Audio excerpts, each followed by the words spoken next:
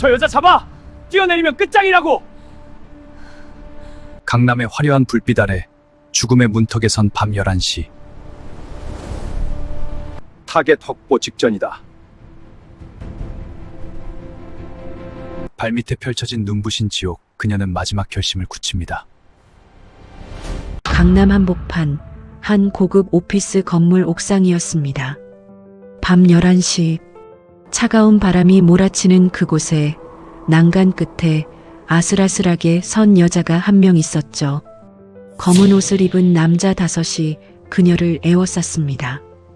귀에는 이어피스, 손에는 무전기. 한국말을 쓰고 있었지만 억양이 묘하게 어긋났습니다. 여자는 아래를 내려다봤습니다. 수십 층 아래 강남의 불빛이 반짝이고 있었죠. 그런데 이상했습니다. 두려움이 없었습니다. 패닉도 떨림도 없었어요. 오히려 천천히 고개를 들어 남자들을 바라보는 그 얼굴에는 아주 희미한 미소가 번지고 있었습니다. 그 얼굴을 본 남자들이 일순간 굳었습니다. 다음 순간 여자가 움직였습니다. 뛰어내린 게 아니었어요. 난간을 박차고 남자들 쪽으로 뛰어든 겁니다. 10초도 채 되지 않았습니다. 5명이 차례로 바닥에 쓰러졌고 여자는 아무 일도 없었다는 듯 옷매무새를 고치며 옥상 문을 열고 사라졌습니다. 그리고 며칠 뒤 강남 일대에 소문이 돌기 시작했습니다. 북한 보위부가 한 여자를 찾고 있다고, 그 여자에게 걸린 현상금이 무려 100억이라고. 대체 저 여자는 누구인가? 오늘의 사연 지금부터 시작합니다. 여러분, 구독과 좋아요 부탁드려요. 따뜻한 커피 한 잔처럼 당신의 마음에 스며드는 사연 한 편으로 매일 찾아오겠습니다. 자, 그럼 이야기의 처음으로 돌아가 보겠습니다. 챕터 1, 영하 20도의 강을 건넌 여자. 때는 2012년 겨울이었습니다. 중국과 북한의 국경을 가르는 두만강. 영하 20도의 밤이었죠. 강바람이 칼날처럼 살을 파고드는 그 밤, 강변 갈대숲 속에 한 여자가 엎드려 있었습니다. 북한식 인민복 차림이었습니다. 낡고 색이 바랜 짙은 감색 상하이. 그런데 그 허름한 옷이 몸에 딱 맞게 붙어 있었습니다. 달리고 구르고 헤엄쳐야 하는 상황을 이미 계산한 것처럼. 여자의 이름은 리수양이었습니다. 25살. 북한 보위부 직속 대남공작 특수요원, 코드명 100호 3호. 하지만 그 밤, 그 강변에 엎드린 리수양은 요원도 아니었고 공작원도 아니었습니다. 그냥 살아야 하는 사람이었습니다. 왼손에는 방수 비닐로 단단히 감싼 메모리 카드 하나가 쥐어져 있었습니다. 그것만 있으면 됐습니다. 그것 하나가 전부였습니다. 리수양은 숨을 죽이고 강 건너편을 바라봤습니다.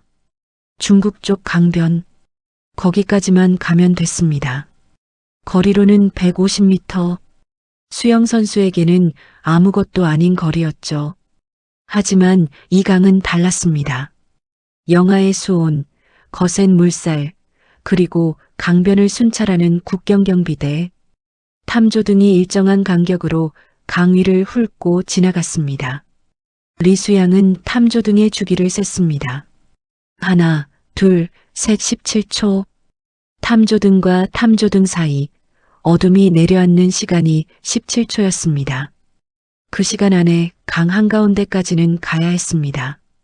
그녀는 몸을 낮추고 강가로 기어갔습니다. 발끝이 강물에 닿는 순간 심장이 쪼그라드는 것 같은 냉기가 온몸으로 치고 올라왔습니다. 하지만 리수양은 표정 하나 바꾸지 않았습니다. 그것도 훈련이었으니까요. 탐조등이 지나갔습니다. 어둠이 내려왔습니다. 리수양이 강으로 뛰어들었습니다. 강물은 상상보다 훨씬 더 차가웠습니다. 몸이 얼어붙는 느낌, 폐가 수축하는 느낌. 하지만 손은 메모리 카드를 쥔 채 수면 위로 들어올리고 나머지 한 손과 두 다리로 미친 듯이 물을 저었습니다. 어둠 속에서 소리 없이 최대한 파문을 만들지 않으면서 절반쯤 왔을 때였습니다. 탐조등이 다시 돌아왔습니다. 예상보다 빨랐습니다. 리수양은 즉시 물속으로 잠수했습니다. 눈을 뜰 수 없는 칠흑 같은 물속. 얼마나 버텨야 하는지 몰랐습니다. 그냥 버텼습니다. 탐조등이 지나갔다 싶은 순간 수면 위로 떠올랐습니다. 그리고 다시 저었습니다. 죽으림을 다해서 강 건너편 강변이 코앞까지 왔을 때였습니다. 탕! 총성이 울렸습니다. 왼쪽 어깨가 타들어가는 것 같았습니다. 리수양은 신음소리조차 내지 않았습니다. 그저 이를 악물고 강변 갈대숲으로 기어올랐습니다.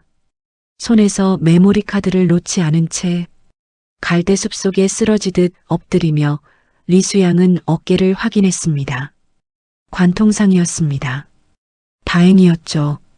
뼈는 다치지 않았습니다. 옷을 찢어 상처를 틀어막으면서 리수양은 하늘을 올려다봤습니다. 구름 사이로 별이 보였습니다. 아버지. 그 한마디가 입술 끝에서 맴돌다 사라졌습니다. 소리는 내지 않았습니다. 울지도 않았습니다. 울 수가 없었습니다. 아직 살아남아야 했으니까요. 리수양은 일어났습니다. 왼쪽 어깨에서 피가 흘렀지만 걸었습니다.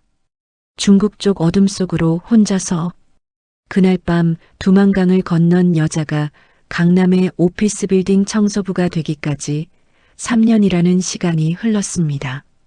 챕터 2 강남에 숨어든 여자. 3년이라는 시간은 리수양을 완전히 다른 사람으로 만들어 놓았습니다. 아니, 정확히는 완전히 다른 사람으로 위장하는 법을 완성시켜 놓았다고 해야 맞겠죠. 2015년 봄 서울 강남구 테헤란로에 위치한 24층짜리 고급 오피스 빌딩. 이름은 성광타워. 강남에서도 손꼽히는 입지에 대형 로펌과 투자사, 컨설팅 회사들이 빼곡하게 들어선 건물이었습니다. 매일 아침 수백 명의 정장 차림. 직장인들이 드나드는 이 건물에 어느 날 한 명의 청소 아르바이트생이 새로 들어왔습니다. 강서연. 그게 그녀가 이 나라에서 쓰는 이름이었습니다. 첫날 그녀가 건물 로비에 들어서는 순간이었습니다. 청소업체 지급 유니폼을 입고 있었죠. 회색 브이넥 상의에 검정 하의. 허리에는 앞치마를 둘렀습니다.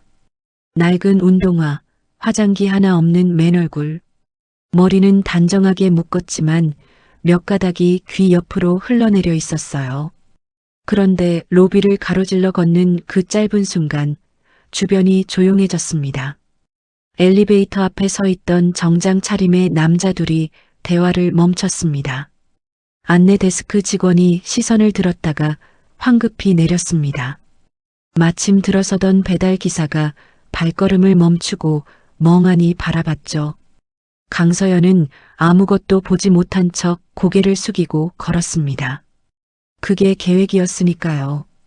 청소팀 대기실에 들어서자 먼저 와 있던 팀장이 고개를 들었습니다. 이정숙, 47살. 이 건물 청소팀을 20년째 이끌어온 베테랑이었습니다. 잔뼈가 굵고 눈썰미가 매서운 여자였죠. 그녀는 강서연을 위아래로 훑어보더니 코웃음을 쳤습니다. 탈북자라고 했지? 북에서 왔으면 뭐든 감사히 해야 할 것 아니야. 여기가 어떤 데인지 알아? 강서연은 고개를 숙였습니다. 네, 열심히 하겠습니다. 어눌한 억양이었습니다. 이정숙은 그 억양을 듣자마자 표정이 굳었습니다. 뭔가 딱딱하게 굳어버린 얼굴로 서연을 다시 한번 훑어봤죠. 그리고 청소 도구를 건네며 말했습니다. 화장실 담당이야. 지하 1층부터 24층까지 남자 화장실 포함. 불만 있어? 없습니다. 이정숙은 다시 한번 코웃음을 쳤습니다. 불만 한마디 없이 받아들이는 그 모습이 마음에 들었는지 아니면 그냥 귀찮았는지 그대로 자리를 떴습니다. 강서연은 청소 카트를 끌고 엘리베이터에 올랐습니다. 문이 닫히는 순간 그녀의 눈빛이 달라졌습니다. 아주 잠깐이었습니다.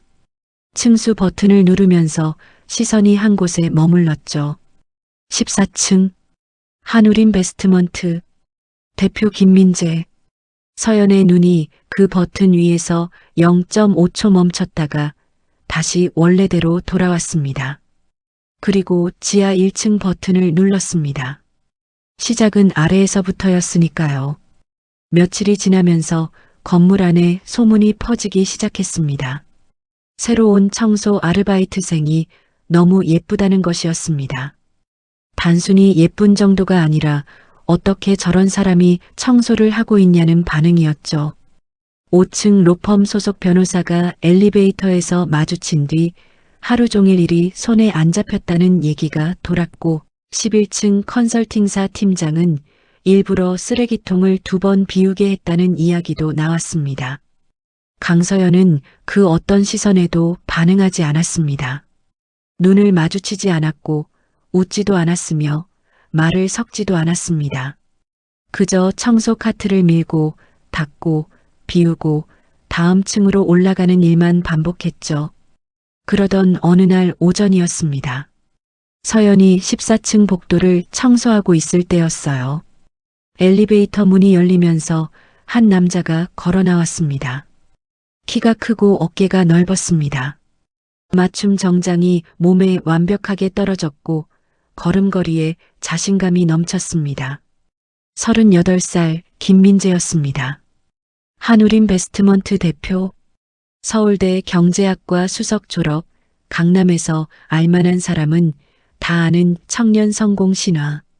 그는 복도를 걸어오다 청소 카트 옆에 쪼그리고 앉아 바닥을 닦는 서연을 발견했습니다. 잠깐 걸음을 멈췄습니다. 그 얼굴을 본 건지 아니면 카트가 통행에 방해가 됐는지 김민재는 눈살을 살짝 찌푸리며 말했습니다. 청소는 사람 없을 때 하면 안 돼요. 출근 시간에 복도 막으면 곤란하죠. 서연은 고개를 들지 않았습니다. 죄송합니다. 바로 치우겠습니다. 어눌한 억양. 김민재는 그 억양을 듣고 잠깐 멈칫했다가 그냥 지나쳤습니다. 서연을 한 번도 제대로 바라보지 않았습니다. 그에게 서연은 그냥 복도에 있는 청소 카트와 다를 바 없는 존재였습니다. 서연은 그가 사무실 문을 열고 들어가는 것을 확인했습니다. 그리고 천천히 일어섰습니다. 카트를 옆으로 밀며 아주 자연스러운 동작으로 김민재의 사무실 쪽 방향 복도를 한번 훑었습니다. 복도 끝 비상구 옆 CCTV 사각지대. 사무실 문 밑 틈새로 새어나오는 프린터 소리. 회의실 유리병 너머 화이트보드에 빼곡하게 적힌 숫자들. 서연은 아무것도 보지 않은 것처럼 카트를 밀고 다음 구역으로 이동했습니다. 하지만 그 눈은 이미 모든 것을 담은 뒤였습니다. 그날 저녁 이정숙이 청소 마감 점검을 하다 서연을 불렀습니다. 야, 강서연. 14층 회의실 유리 얼룩 닦았어. 내일 오전에 외부 미팅 있다고 했잖아. 다 닦았습니다, 팀장님. 됐어. 그리고 앞으로 출근 시간엔 14층 얼씬도 하지 마. 위에서 민원 들어왔어. 서연은 고개를 숙였습니다. 알겠습니다. 이정숙은 그 대답을 듣는 둥마는 둥 자리를 떴습니다. 그리고 서연은 속으로 계산했습니다. 출근 시간을 피해서 14층에 올라가야 한다면 가장 자연스러운 시간대는 오전 10시 이후, 그리고 점심시간. 그 시간에 회의실 청소를 핑계로 삼으면 됐습니다. 강서연은 청소 카트에 걸레를 개면서 아주 살짝 입꼬리를 올렸습니다. 그 건물에 들어온 지 정확히 열흘째 되는 날이었습니다. 챕터 3 아무도 찾지 못한 단서. 건물 안에서 강서연의 하루는 늘 똑같았습니다. 새벽 6시 출근, 지하부터 시작해서 층층이 올라가며 청소, 오전 10시 이후 14층, 점심시간 회의실, 그리고 오후 5시 퇴근. 누가 봐도 평범한 청소 아르바이트생의 루틴이었죠. 하지만 그 루틴 안에서 서연은 매일 무언가를 수집하고 있었습니다. 쓰레기통 속 문서 파쇄 전 메모지, 복사기 메모리에 남은 출력 이력, 회의실 화이트보드에 지우다 만 숫자들. 서연은 그것들을 절대 직접 손대지 않았습니다. 사진을 찍지도 않았어요. 그냥 봤습니다. 한번 보면 잊지 않는 눈으로. 보이부에서 훈련받은 기억력이었습니다. 그러던 어느 월요일 아침이었습니다. 건물 전체가 술렁이기 시작했습니다. 14층 한울인베스트먼트 내부 기밀 문서가 유출됐다는 소문이 돌았습니다. 해외 투자처 관련 내부 보고서, 그것도 외부에 절대 나가면 안 되는 자료였죠. 김민재는 아침부터 얼굴이 굳어 있었고 오전 내내 직원들을 회의실로 불러들였습니다. 건물 관리 사무소에서도 난리가 났습니다. CCTV를 돌려보고 출입 기록을 뒤지고 외부 보안업체까지 불렀죠. 그런데 아무것도 나오지 않았습니다. 출입 기록은 깨끗했습니다. CCTV에는 이상한 인물이 포착되지 않았어요. 사무실 잠금 장치도 이상 없었고 문서를 복사한 흔적도 없었습니다. 보안업체 직원들은 고개를 갸웃거렸고 김민재는 미간을 찌푸린 채 로비에 서서 관리소장과 언성을 높였습니다. 이게 말이 됩니까? 흔적이 하나도 없다는 게, 문서가 그냥 공중에서 사라졌어요? 관리소장이 난처한 얼굴로 대답했습니다. 저희도 최선을 다해 확인했는데 현재로선 내부 유출 가능성이 가장 높다고 보고 있습니다. 김민재는 혀를 찼습니다. 직원 중 한 명이 범인이라는 뜻이었으니까요. 그때였습니다. 복도 끝에서 청소 카트를 밀고 지나가던 강서연이 걸음을 멈췄습니다. 로비 쪽을 바라보지 않았습니다. 그냥 청소 카트 바퀴 하나가 걸린 것처럼 잠깐 멈춰서 아래를 내려다봤습니다. 카트 바퀴 아래 타일 바닥에 미세한 긁힌 자국. 서연은 다시 카트를 밀기 시작했습니다. 아무 일도 없었던 것처럼. 하지만 서연의 머릿속에서는 이미 계산이 돌아가고 있었습니다. 저 긁힌 자국은 지난 금요일 저녁에는 없었습니다. 카트 바퀴가 만들 수 있는 자국이 아니에요. 무언가를 끌었거나 아니면 누군가가 특정 방향으로 이동했다는 흔적이었죠. 그날 오후 보안업체 직원들이 철수하고 건물이 다시 일상으로 돌아갈 무렵 서연은 지하 주차장 청소를 핑계로 내려갔습니다. 주차장 한쪽 구석, 비상구와 연결되는 철문 앞에서 서연은 잠깐 멈췄습니다. 철문 손잡이를 보지 않은 채 그 주변 바닥을 내려다봤습니다. 미세한 먼지 패턴. 누군가 이쪽으로 들어왔다가 나간 흔적이었습니다. 그것도 한 번이 아니라 여러 번. 서연은 아무것도 건드리지 않고 돌아섰습니다. 다음 날 아침이었습니다. 보안 조사가 이틀째 이어지는 가운데 건물관리사무소에서 직원 전체를 대상으로 개별 면담을 시작했습니다. 청소팀도 예외가 아니었죠. 이정숙이 먼저 들어갔다 나오더니 팀원들에게 차례로 들어가라고 손짓했습니다. 서연의 차례가 됐습니다. 관리사무소 안에는 관리소장과 보안업체 직원 한 명이 앉아 있었습니다. 그리고 서연이 미처 보지 못했던 사람이 한 명 더 있었습니다. 창가 쪽 의자에 비스듬히 앉아 편의점 커피를 홀짝이는 중년 남자. 낡은 베이지색 점퍼에 평범한 슬랙스. 동네 편의점에서 마주칠 법한 외모였습니다. 그런데 서연이 방 안으로 들어서는 순간 그 남자의 눈이 달라졌습니다.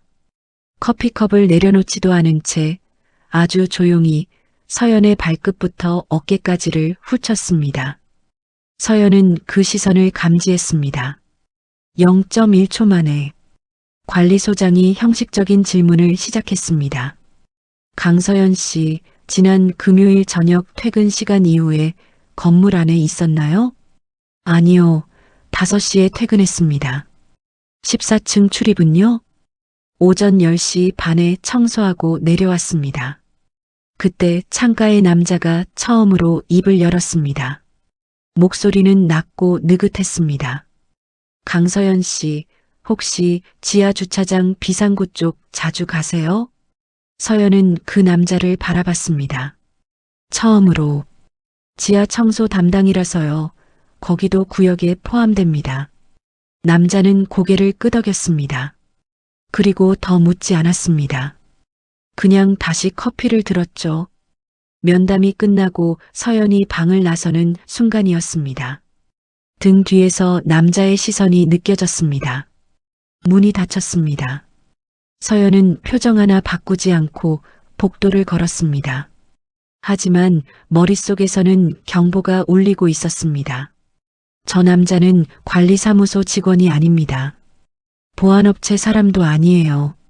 걸음걸이, 시선 처리, 방 안에서의 위치 선정 훈련받은 사람이었습니다. 그것도 아주 오래, 아주 깊이. 서연은 엘리베이터 버튼을 누르며 속으로 이름을 붙였습니다. 국정원. 그날 저녁 퇴근길에 서연은 평소와 다른 경로로 버스를 탔습니다. 2번 환승하고 한 정거장 일찍 내렸습니다. 미행 여부를 확인하는 동선이었습니다. 결과는 깨끗했습니다. 아직은 미행이 붙지 않았어요. 하지만 서연은 알고 있었습니다. 시간이 많지 않다는 것을. 저 남자가 자신에게 관심을 갖기 시작했다면 이제부터는 속도를 높여야 했습니다. 14층에서 필요한 것들을 모두 확보하기 전에 저 눈이 자신을 파악해버리면 모든 게 끝이었으니까요. 집으로 돌아온 서연은 좁은 고시원 방 안에 앉아 천장을 올려다봤습니다. 그리고 지금까지 머릿속에 쌓아온 것들을 하나씩 정리하기 시작했습니다. 한우림 베스트먼트 회의실 화이트보드에서 본 숫자들, 쓰레기통에서 본 메모지의 계좌번호 일부, 복사기 출력 이력에서 감지한 파일명 패턴, 조각들이었습니다. 하지만 조각들이 맞춰지기 시작하고 있었습니다. 강태열, 그 이름이 머릿속에서 선명해졌습니다. 서연은 눈을 감았습니다. 아버지의 얼굴이 떠올랐다가 사라졌습니다. 조금만 더 있으면 됩니다. 챕터 4, 2개의 더. 그 남자가 다시 나타난 건 사흘 뒤였습니다. 이번엔 건물 밖이었습니다. 서연이 점심시간에 편의점에서 삼각김밥을 사들고 나오는 순간 건물 옆 벤치에 그 남자가 앉아 있었죠. 낡은 베이지색 점퍼, 편의점 커피. 지난번과 똑같은 차림이었습니다. 신문을 펼쳐들고 있었지만 읽고 있지 않다는 건 서연이 보기에 명백했습니다. 서연은 그 앞을 아무렇지 않게 지나쳤습니다. 강서연 씨, 남자가 신문에서 눈을 떼지 않은 채 불렀습니다. 서연은 걸음을 멈췄습니다. 천천히 돌아봤죠. 저 아세요? 잠깐 얘기 나눌 수 있을까요? 바쁘지 않으면. 남자는 그제야 신문을 접으며 서연을 바라봤습니다. 최태준이었습니다. 나중에 서연이 알게 된 이름이었지만 그 순간엔 아직 이름도 소속도 몰랐습니다. 남자는 벤치 옆자리를 손으로 가리켰습니다. 서연은 잠깐 망설이는 척하다가 앉았습니다. 무슨 일이세요? 최태준은 대답 대신 커피를 한 모금 마셨습니다. 그리고 아주 느긋하게 말했습니다. 강서연 씨, 지하 주차장 비상구 쪽 바닥 긁힌 자국 눈치챘죠? 서연은 표정을 바꾸지 않았습니다. 무슨 말씀인지 모르겠는데요. 면담 때 제가 비상구 얘기 꺼냈을 때 눈이 딱 한 번 반응했어요. 아주 잠깐이었는데 저는 봤습니다. 서연은 그를 바라봤습니다. 최태준은 웃지 않았습니다. 협박하는 것도 아니었어요. 그냥 사실을 말하고 있는 사람의 얼굴이었습니다. 저는 그냥 청소하는 사람이에요. 그렇겠죠. 최태준은 고개를 끄덕였습니다. 동의하는 것처럼. 하지만 그 눈은 전혀 동의하지 않고 있었습니다. 탈북하신 지 얼마나 됐어요? 3년 됐습니다. 혼자 오셨어요? 네. 두만강으로요? 서연은 대답하지 않았습니다. 최태준은 그 침묵을 보고 살짝 눈을 좁혔습니다. 그리고 더 이상 그 방향으로 묻지 않았죠. 대신 자리에서 일어나며 명함 한 장을 건넸습니다. 뭔가 불편한 일 생기면 연락하세요. 도움이 될 수도 있으니까. 명함에는 이름과 전화번호만 있었습니다.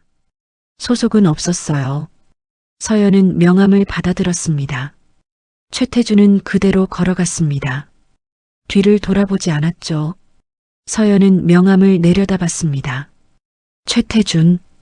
그리고 번호 아래 아주 작은 글씨로 숫자 3개. 서연은 그 숫자를 보는 순간 눈이 멈췄습니다. 국정원 내부에서만 쓰는 식별 코드 체계였습니다. 보위부에서 훈련받을 때 외웠던 것이었죠. 역시 국정원이었습니다. 서연은 명함을 점퍼 주머니에 넣고 편의점 삼각김밥을 한 입 베어 물었습니다. 아무 일도 없었다는 듯이. 하지만 그날 밤 서연이 고시원으로 돌아오는 길이었습니다. 지하철 2호선 강남역에서 내려 골목길을 걷던 중이었어요. 뒤에서 인기척이 느껴졌습니다. 발소리가 아니었습니다. 공기의 흐름이었죠. 서연은 걸음을 늦추지 않았습니다. 편의점 쇼윈도에 반사된 골목 뒤편을 슬쩍 확인했습니다. 남자 하나. 키가 크고 체격이 다부졌습니다. 일정한 간격을 유지하며 걷고 있었어요. 너무 자연스러웠습니다. 일반인이 보면 그냥 같은 방향으로 걷는 행인이었겠죠. 하지만 서연에게는 보였습니다. 저 발걸음의 간격, 저 시선의 각도, 미행 훈련을 받은 사람이었습니다. 서연은 편의점으로 들어갔습니다. 음료수 하나를 집어들고 계산대 앞에 섰습니다. 유리문 너머로 그 남자가 편의점 앞에서 담배를 꺼내 무는 걸 확인했습니다. 멈췄습니다. 기다리는 거였죠. 서연은 음료수를 계산하고 편의점 뒷문으로 나왔습니다. 건물 사이 좁은 골목을 빠르게 통과해서 다른 방향 골목으로 빠져나왔습니다. 2분이 채 되지 않았습니다. 뒤를 확인했습니다. 아무도 없었어요. 서연은 걸음을 늦추며 숨을 고르게 내쉬었습니다. 심장 박동이 올라왔지만 그게 두려움인지 긴장인지 서연 자신도 구분하기 어려웠습니다. 이런 감각은 오래된 것이었으니까요. 리처로였습니다. 직접 확인하지 못했지만 서연은 확신했습니다. 저 체격, 저 동선, 저 발걸음의 패턴. 25살부터 3년간 자신을 훈련시킨 교관의 움직임이었습니다.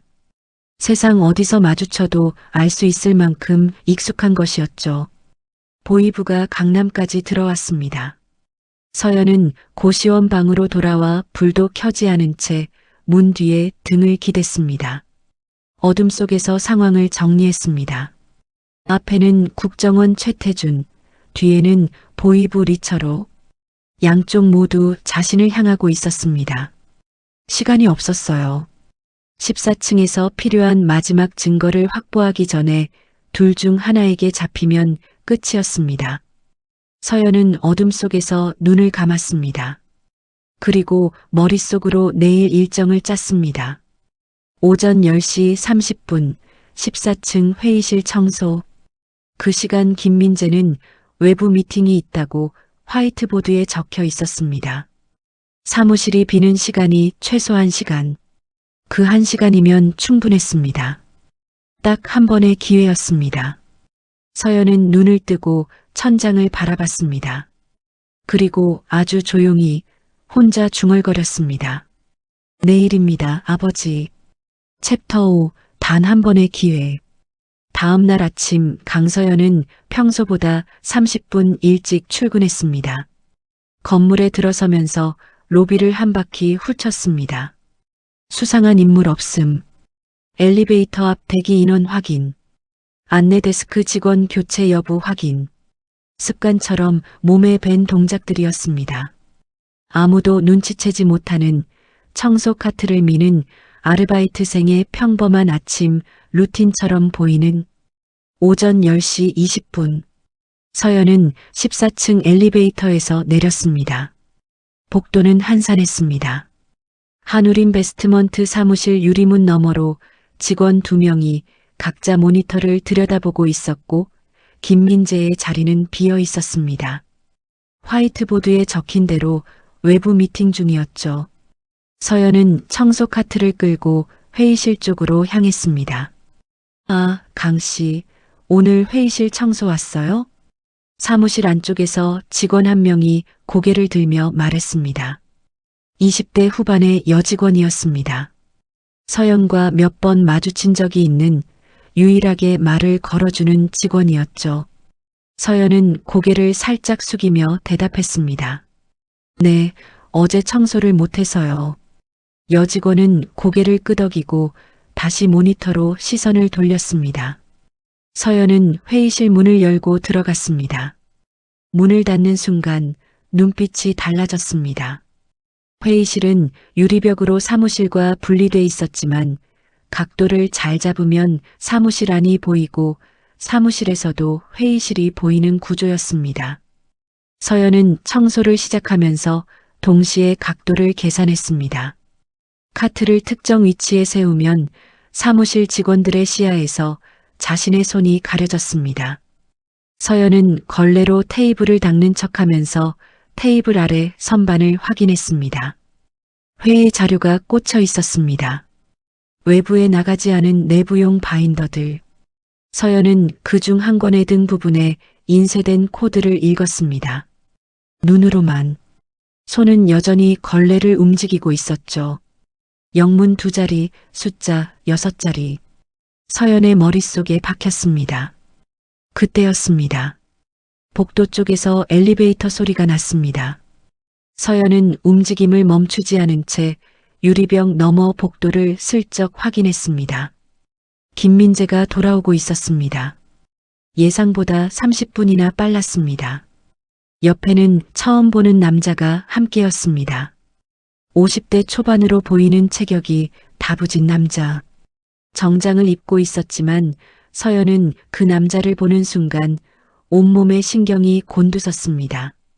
저 걸음걸이, 저 시선 처리, 저 어깨의 각도, 훈련받은 사람이었습니다.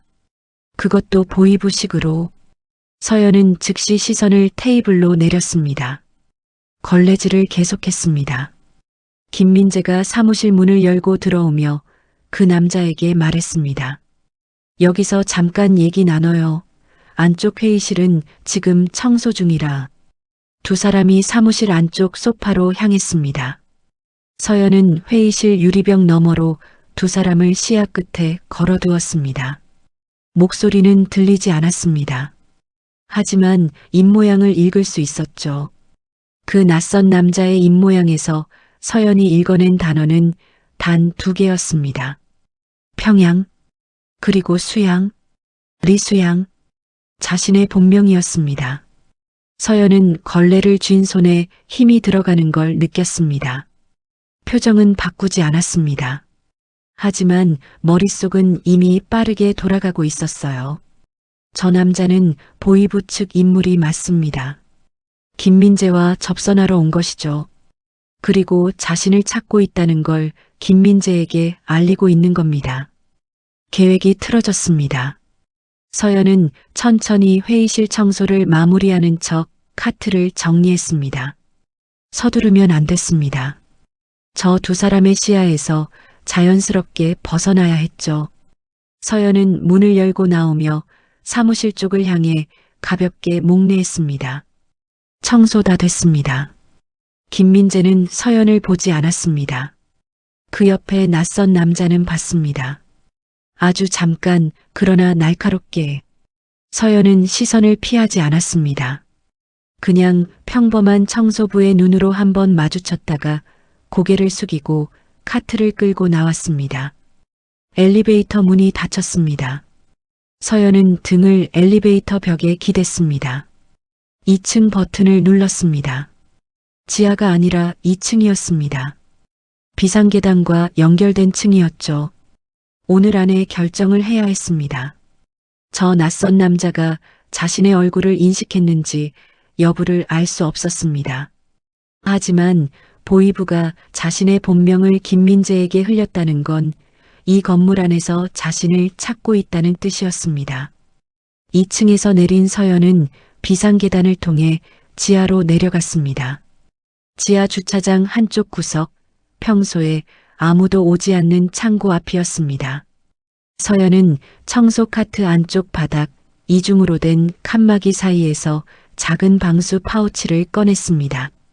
그 안에는 얇은 메모지 몇 장과 접힌 사진 한 장이 들어 있었습니다. 사진 속 남자는 60대 초반이었습니다. 강태열, 보이부 제1부국장, 서연의 아버지를 죽인 사람, 그리고 이 모든 것의 시작.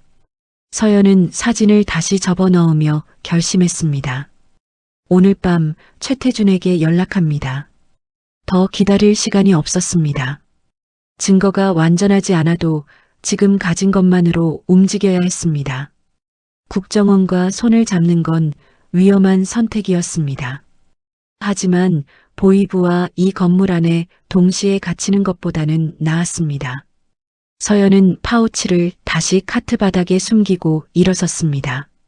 그 순간이었습니다. 지하 주차장 입구 쪽에서 발소리가 들렸습니다. 하나, 규칙적이고 무거운 발소리. 서연은 카트 뒤로 몸을 낮췄습니다. 발소리가 가까워졌습니다. 형광등 불빛 아래 그림자가 먼저 들어왔습니다. 키가 크고 어깨가 넓은 남자의 실루엣이었습니다. 서연은 숨을 멈췄습니다. 그림자가 멈췄습니다. 그리고 낮고 조용한 목소리가 지하 주차장에 울렸습니다. 수양아. 그 목소리를 듣는 순간 서연의 가슴 어딘가가 무너지는 것 같았습니다. 3년 만에 듣는 목소리, 리처로였습니다. 챕터 6, 백호 3호. 수양아. 그 두 글자가 지하 주차장 콘크리트 벽에 울렸습니다. 서연은 카트 뒤에서 천천히 일어섰습니다. 도망치지 않았습니다. 숨지도 않았어요. 그럴 필요가 없다는 걸 알고 있었으니까요. 리처로가 이미 자신의 위치를 파악하고 들어온 거라면 지금 이 지하 주차장에서 달아나는 건 의미가 없었습니다. 리처로가 형광등 불빛 아래로 걸어 들어왔습니다. 3년 만에 보는 얼굴이었습니다. 변한 게 없었습니다. 키 183cm, 다부진 체격, 무표정한 얼굴. 강남 한복판에서 완벽하게 직장인으로 위장하고 있었지만 서연의 눈에는 그냥 리처로였습니다. 자신을 3년간 훈련시킨 세상에서 자신의 실력을 가장 잘 아는 사람. 두 사람은 5m 간격을 두고 마주 섰습니다. 리처로가 먼저 입을 열었습니다. 많이 컸다. 서연은 대답하지 않았습니다. 리처로는 주변을 한번 훑었습니다. CCTV 사각지대, 출입구까지의 거리, 비상구 위치. 서연도 똑같이 하고 있었습니다. 두 사람이 동시에 같은 것을 계산하고 있었죠. 잡으러 왔습니까? 서연이 먼저 물었습니다. 목소리는 평온했습니다. 리처로는 잠깐 서연을 바라보다가 대답했습니다.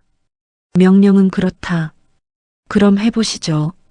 리처로의 눈이 가늘어졌습니다. 그리고 움직였습니다. 빨랐습니다. 일반인이 보면 그냥 남자가 앞으로 걸어가는 것처럼 보일 속도였지만 서연에게는 전속력이었습니다. 서연도 움직였습니다. 오른쪽으로 비껴서며 카트를 리처로 쪽으로 밀었습니다. 리처로는 카트를 한 손으로 쳐내고 서연의 왼쪽 팔목을 잡았습니다. 서연은 잡히는 순간 팔을 꺾어 역으로 리처로의 손목 안쪽을 눌렀습니다. 리처로가 힘을 풀었고 서연이 뒤로 물러섰습니다. 3초였습니다. 두 사람 모두 흐트러지지 않았습니다. 리처로가 멈췄습니다. 서연도 멈췄습니다. 그때 주차장 입구 쪽에서 불빛이 들어왔습니다. 차 한 대가 들어오는 헤드라이트였습니다. 두 사람은 동시에 각자의 방향으로 물러섰습니다. 차가 주차하고 운전자가 내려 엘리베이터 쪽으로 걸어갔습니다. 아무것도 모르는 얼굴로 차 소리가 사라지고 다시 정적이 내려앉았습니다. 리처로가 말했습니다. 내가 이 건물에 들어온 이유 나는 안다. 서연은 반응하지 않았습니다. 리처로가 계속했습니다. 강태열 국장이 내 아버지를 숙청한 거 나도 알고 있었다. 막으려 했지만 늦었어. 그 말이 떨어지는 순간 서연의 눈 어딘가가 흔들렸습니다. 아주 미세하게. 리처로는 그걸 봤습니다. 3년간 이 아이를 훈련시킨 사람이었으니까요. 거짓말입니다. 서연이 말했습니다. 목소리는 여전히 평온했지만 조금 낮아졌습니다. 거짓말이면 내가 여기 왜 왔겠냐? 리처로는 품 안에서 무언가를 꺼냈습니다.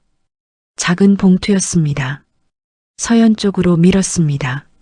서연은 움직이지 않았습니다. 리처로가 봉투를 바닥에 내려놓고 뒤로 물러섰습니다. 서연이 천천히 다가가 봉투를 집어들었습니다. 안에는 사진 몇 장과 접힌 문서 한 장이 있었습니다. 사진 속에는 강태열이 있었습니다. 그리고 그 옆에 서연이 한 번도 본 적 없는 남자들이 있었습니다. 한국 사람으로 보이는 얼굴들. 문서에는 계좌번호와 날짜, 그리고 금액이 적혀 있었습니다. 숫자가 어마어마했습니다. 서연은 문서를 다시 접어 봉투에 넣으며 리처로를 바라봤습니다. 이걸 왜 나한테 줍니까? 리처로는 잠깐 침묵했습니다. 그리고 말했습니다. 내가 해야 하는 일이니까. 그 순간이었습니다. 위층에서 소리가 들렸습니다. 발소리, 복수, 빠르게 내려오는 소리였습니다. 리처로가 먼저 반응했습니다. 국정원이다. 빨리 나가. 서연은 움직이지 않았습니다. 선생님은요? 리처로는 대답하지 않았습니다. 그냥 서연을 바라봤습니다. 그 눈빛에는 서연이 처음 보는 무언가가 있었습니다. 미안함인지 아니면 그냥 마지막 인사인지 구분할 수 없었습니다. 가라. 서연은 봉투를 쥐고 비상구 쪽으로 뛰었습니다. 비상구 문을 밀고 나가면서 뒤를 한번 돌아봤습니다. 리처로는 그 자리에 서 있었습니다.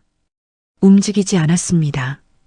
국정원 요원들이 내려오는 소리가 가까워지고 있었는데도 비상구 문이 닫혔습니다. 서연은 계단을 뛰어 올라가며 봉투를 점퍼 안쪽에 밀어 넣었습니다. 머릿속이 빠르게 돌아갔습니다. 리처로가 건넨 문서, 강태열과 한국 측 인물들의 사진, 계좌번호와 금액, 그리고 자신이 지난 3주간 14층에서 눈으로 수집한 모든 정보들, 조각들이 완성되고 있었습니다. 한울인베스트먼트 김민재. 그는 단순한 펀드 대표가 아니었습니다. 강태열의 자금이 이 건물 14층을 통해 한국 내 부동산과 펀드로 세탁되고 있었던 겁니다. 그것도 10년째. 서연은 1층 비상구 문을 열고 건물 옆 골목으로 나왔습니다. 빠르게 걸으면서 주머니에서 최태준의 명함을 꺼냈습니다. 그리고 처음으로 전화를 걸었습니다. 신호가 2번 울리고 최태준이 받았습니다. 서연이 말했습니다. 저 강서연인데요. 지금 만날 수 있어요? 잠깐의 침묵 뒤 최태준의 목소리가 들렸습니다. 어디에요? 서연은 골목 끝 편의점 간판을 바라보며 대답했습니다. 선생님이 계신 데서 가까운 데면 어디든요. 전화를 끊고 서연은 걸음을 멈췄습니다. 봉투를 점퍼 위로 한번 눌렀습니다. 안에 있다는 걸 확인하듯이. 그리고 하늘을 올려다봤습니다. 강남의 밤하늘에는 별이 없었습니다. 빌딩 불빛이 너무 밝아서였죠. 하지만 서연은 거기서 두만강 건너던 그날 밤 봤던 별을 떠올렸습니다. 이제 시작입니다. 챕터 7 도망친 게 아니었다. 최태준은 30분 만에 나타났습니다. 강남역 근처 골목 안쪽 간판도 없는 작은 국밥집이었습니다. 늦은 밤 손님이 없는 구석 자리에 서연이 먼저 앉아 있었고 최태준이 들어서며 맞은편에 앉았습니다. 편의점 커피 대신 이번엔 아무것도 들지 않은 손이었습니다. 그 손을 테이블 위에 올려두고 서연을 바라봤습니다. 기다렸어요. 최태준이 먼저 말했습니다. 서연은 점퍼 안쪽에서 봉투를 꺼내 테이블 위에 올려놓았습니다. 최태준은 봉투를 열지 않은 채 서연을 봤습니다. 이게 뭔지 알고 주는 거죠? 알고 줍니다. 어디서 났어요? 서연은 잠깐 침묵했습니다. 그리고 말했습니다. 저를 잡으러 온 사람한테서요. 최태준의 눈썹이 미세하게 올라갔습니다. 그는 봉투를 열었습니다. 사진들을 꺼내 하나씩 확인했습니다.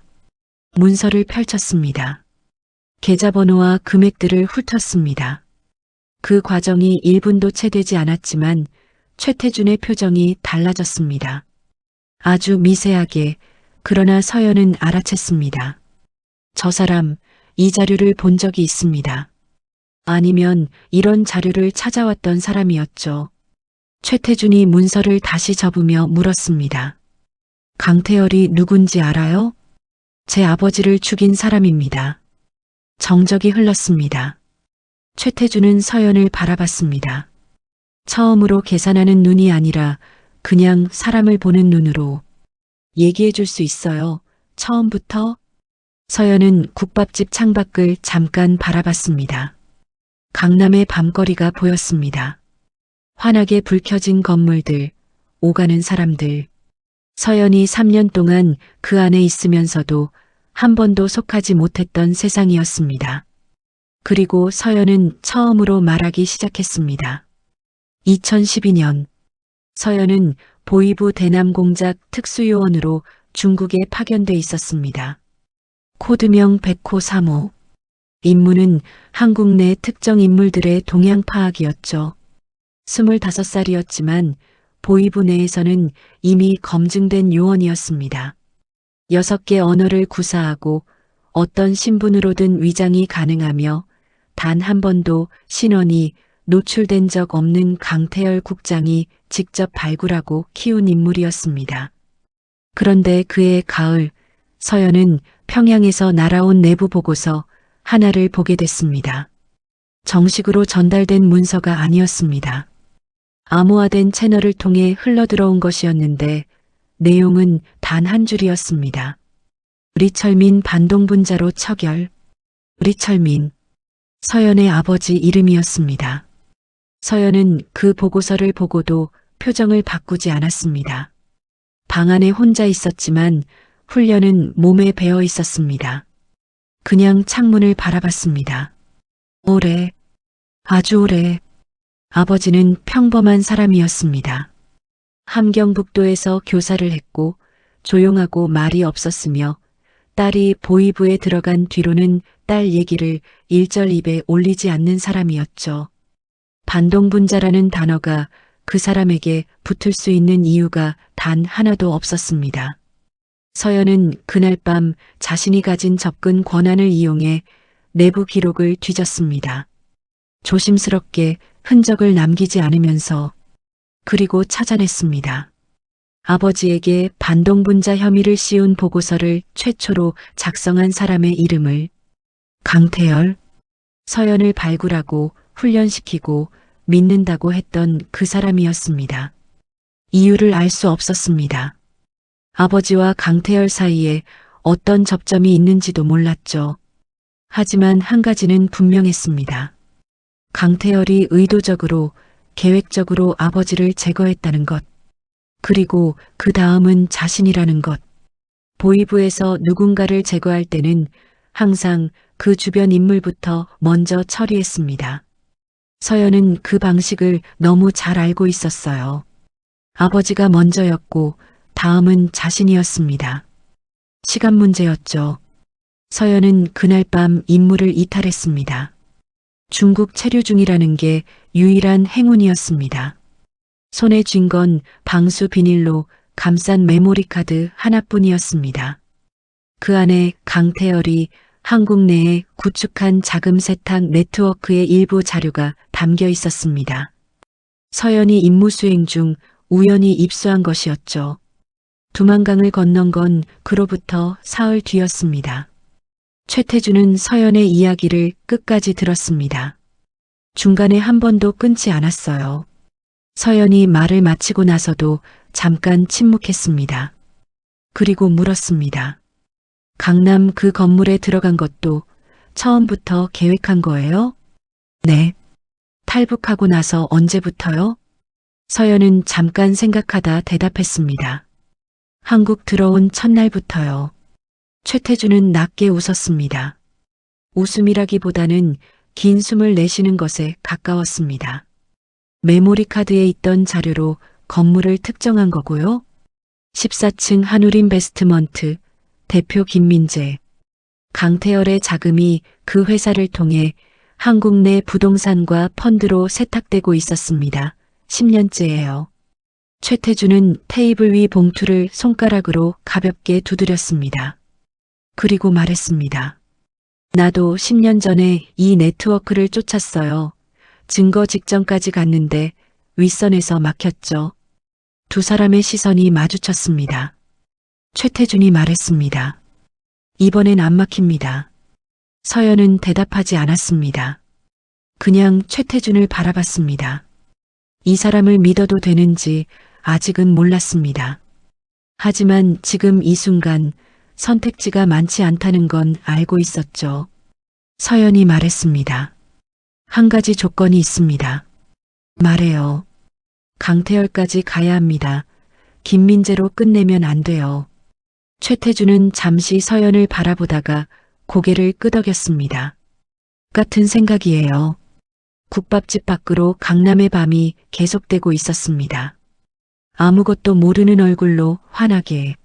하지만 그 안에서 3년을 기다려온 여자와 10년을 기다려온 남자가 처음으로 같은 방향을 보고 있었습니다. 서연은 자리에서 일어서며 봉투를 최태준 앞에 남겨뒀습니다. 도망친 게 아니었습니다. 처음부터 단 한 번도. 챕터 8 아버지, 이제 됐죠? 그로부터 닷새 뒤였습니다. 서울 강남구 성광타워 옥상. 밤 11시. 차가운 바람이 옥상을 휩쓸었고 강남의 불빛이 수십 층 아래에서 반짝이고 있었죠. 최태준은 닷새 동안 움직였습니다. 서연이 건넨 봉투 속 자료와 리처로가 넘긴 사진들, 그리고 서연이 3주간 14층에서 눈으로 수집한 정보들을 조합했습니다. 10년 전 자신이 쫓다 막혔던 그 네트워크의 윤곽이 이번엔 완전하게 그려졌습니다. 강태열의 자금이 한울인베스트먼트를 거쳐 강남 일대 부동산 5곳과 역의 펀드 3개로 흘러가고 있었죠. 총액은 수천억 원이었습니다. 김민재는 닷새째 되던 날 아침 국정원 요원들이 사무실 문을 열고 들어오는 순간에야 모든 걸 알았습니다. 자신이 10년간 운용해온 자금의 실체를, 그 돈이 어디서 왔는지를, 그리고 자신이 그 네트워크의 핵심 고리였다는 사실을. 김민재는 자리에서 일어서지도 못했습니다. 그냥 의자에 앉은 채 손을 테이블 위에 올려놓았습니다. 그 손이 떨리고 있었죠. 국정원 요원이 그의 어깨에 손을 얹으며 말했습니다. 김민재 씨, 동행해 주셔야겠습니다. 김민재는 고개를 들어 사무실 유리병 너머 복도를 바라봤습니다. 복도에 청소 카트가 세워져 있었습니다. 그런데 카트 옆에 서 있어야 할 청소부가 없었습니다. 김민재는 그제야 뭔가 이상하다는 걸 느꼈습니다. 그 청소부가 처음 들어온 날부터 지금까지 자신이 한 번도 제대로 바라보지 않았다는 것도, 그 시각 서연은 옥상에 있었습니다. 리처로가 거기 있었습니다. 국정원이 건물을 봉쇄하기 직전 서연은 리처로가 옥상으로 올라갔다는 걸 알고 있었습니다. 그 움직임이 보였으니까요. 서연은 최태준에게 말하지 않고 혼자 옥상으로 올라갔습니다. 옥상 문을 열었을 때 리처로는 난간 쪽에 서서 강남의 야경을 내려다보고 있었습니다. 뒤돌아보지 않았지만 서연이 왔다는 걸 알고 있었습니다. 올 줄 알았다. 서연은 옥상 문 옆에 섰습니다. 두 사람 사이의 거리는 10걸음이었습니다. 왜 도망 안 갔습니까? 리처로는 대답하지 않았습니다. 그냥 야경을 바라봤습니다. 잠깐 뒤에 말했습니다. 갈 데가 없어. 그 말이 너무 조용하게 떨어져서 서연은 한 번 더 들은 것 같은 기분이 들었습니다. 리처로는 그제야 천천히 돌아섰습니다. 서연을 바라봤습니다. 그 얼굴에 3년 전에도 훈련받던 시절에도 한 번도 본 적 없는 표정이 있었습니다. 지친 사람의 얼굴이었습니다. 선생님, 서연이 불렀습니다. 리처로는 대답 대신 품 안에서 작은 USB 하나를 꺼냈습니다. 그리고 서연 쪽으로 걸어왔습니다. 서연은 물러서지 않았습니다. 리처로가 USB를 서연의 손에 쥐어줬습니다. 강태열이 내 아버지에게 반동분자 혐의를 씌운 전체 경위가 다 담겨 있다. 조작 문서, 원본, 지시 기록, 처결 명령서까지. 서연은 USB를 내려다봤습니다. 손이 떨리지 않았습니다. 떨리지 않으려고 힘을 준 게 아니라 그냥 이미 각오가 된 손이었습니다. 이걸 갖고 있었으면서 왜 진작 안 썼습니까? 리처로가 말했습니다. 쓸 수가 없었어. 나도 그 조직 안에 있었으니까. 잠깐 침묵이 흘렀습니다. 미안하다, 수양아. 내 아버지를 막지 못했어. 그 말이 떨어지는 순간이었습니다. 옥상 문이 열렸습니다. 최태준이었습니다. 뒤에 요원 둘이 따라 들어왔죠. 최태준은 상황을 한눈에 파악했습니다. 리처로를 보고 서연을 봤습니다. 서연의 손에 쥔 USB를 봤습니다. 최태준이 리처로에게 말했습니다. 같이 가셔야 합니다. 리처로는 저항하지 않았습니다. 그냥 고개를 끄덕였습니다. 요원들이 다가오는 동안 리처로는 서연에게서 시선을 떼지 않았습니다. 서연도 마찬가지였습니다. 리처로가 끌려가면서 마지막으로 말했습니다. 잘 살아라. 서연은 대답하지 않았습니다. 목이 막혀서가 아니라 할 말을 찾지 못해서였습니다. 리처로가 옥상 문 너머로 사라졌습니다. 문이 닫혔습니다. 옥상에 서연 혼자 남았습니다. 최태준이 나가면서 잠깐 멈췄습니다. 강서연 씨, 신변 보호 조치 들어갑니다. 잠깐만 기다려요. 서연은 고개를 끄덕였습니다. 최태준도 문 너머로 사라졌습니다. 그리고 서연은 혼자였습니다. 옥상 난간 쪽으로 천천히 걸어갔습니다. 난간에 손을 얹고 강남의 야경을 내려다봤습니다. 수십 층 아래 사람들이 오가고 있었습니다. 자동차 불빛이 흘러갔습니다. 아무것도 모르는 강남의 밤이었습니다. 이정숙에게서 문자가 온 건 그날 밤 자정이 넘어서였습니다.